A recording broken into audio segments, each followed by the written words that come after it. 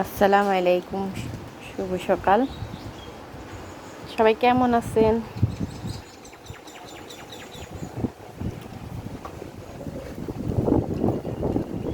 টানা 3 দিন এই বৃষ্টিতে দেখেন নোয়াখালীর অবস্থা খুবই খারাপ। এই যে রাস্তাঘাটে পানি উঠে গেছে,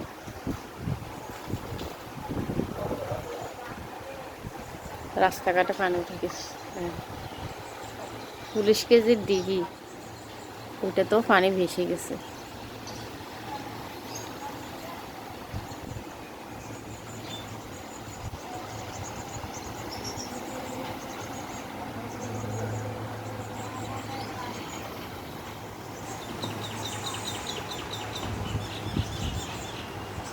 কত কষ্ট সবার।